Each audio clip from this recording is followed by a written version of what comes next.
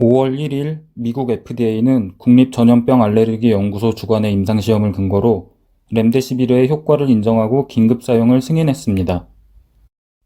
그러나 미국에서 효과가 있다고 발표한 날에는 중국에서 237명을 대상으로 실시된 임상시험에서 아무 효과가 없다는 결과가 논문으로 발표되는 등 논란이 있었습니다. 당시에는 논문 없이 효과 있다는 결과만 간략하게 발표해서 자세한 내용을 알 수 없었습니다. 아마도 중국 논문 때문에 완전히 비관적인 분위기가 될까봐 급하게 발표했던 것 같습니다. 이 내용이 드디어 논문으로 발표됐습니다. 그때 나왔던 것처럼 회복되는 기간이 렘데시비르는 11일이고 플라시보 대조군은 15일로 4일 정도 차이가 났습니다. 부작용은 대조군 쪽이 오히려 높았습니다. 치료를 시작하고 14일째에 사망하는 비율은 렘데시비르 7.1%, 플라시보 11.9%였습니다.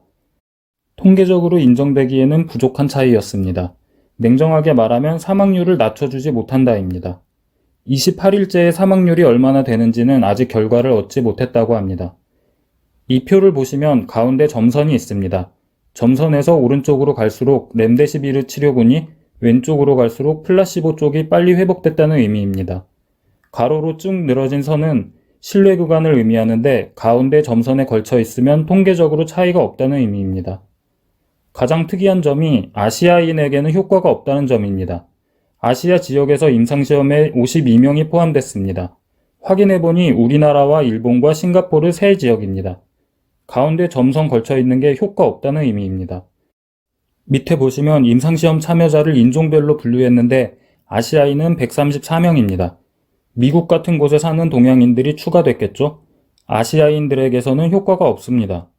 효과가 없는 집단을 표시해봤습니다. 아시아 위에 유럽 지역 163명도 효과가 없었습니다. 그 위에 북미 844명만 효과가 있네요. 흑인 218명도 효과가 없다고 나옵니다. 인종 집단으로도 분류를 했는데 히스패닉 또는 라티노 247명과 그 외 748명으로 나눠집니다. 히스패닉과 라티노는 대략 중남미 출신 사람들이라고 볼 수 있습니다.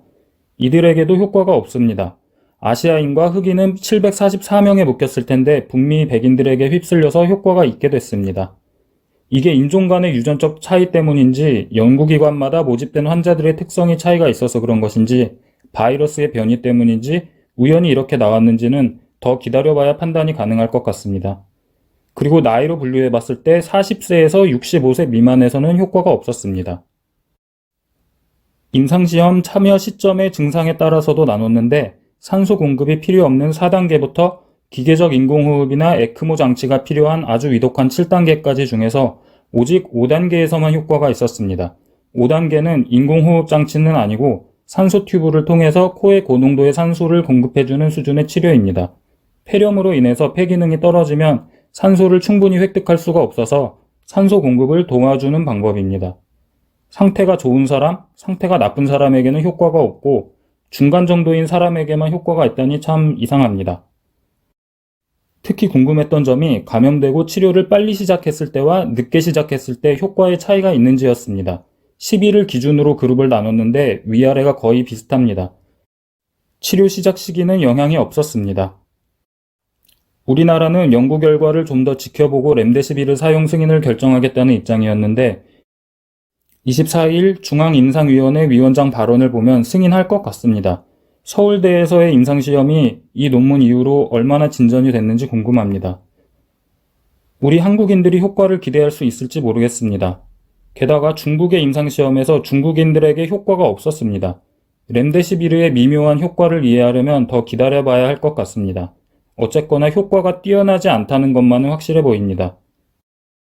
클로로퀸은 연구 결과들이 계속 나쁘게 나온다고 지난번에 설명해드렸는데 더 나쁜 소식이 또 나왔습니다. 5월 22일 발표된 논문인데 10만 명 가까운 환자 데이터를 분석했더니 클로로퀸이나 하이드록시 클로로퀸을 먹은 환자들은 죽는 비율이 더 높았다고 합니다. 2배 정도 되네요. 그리고 여러 의사들이 우려했던 대로 심실부정맥 발생 위험을 크게 높였습니다. 건강한 사람한테는 별로 문제가 없는 약이라고 해도 여러 장기를 손상시킬 수 있는 바이러스에 감염된 상태에서도 안전하다는 보장은 없습니다. 말라리아 치료제는 이제 임상시험도 중지해야 되는 게 아닌가 걱정스럽습니다. 결국 예방밖에 없으니 조심하시고 무사하시길 바랍니다.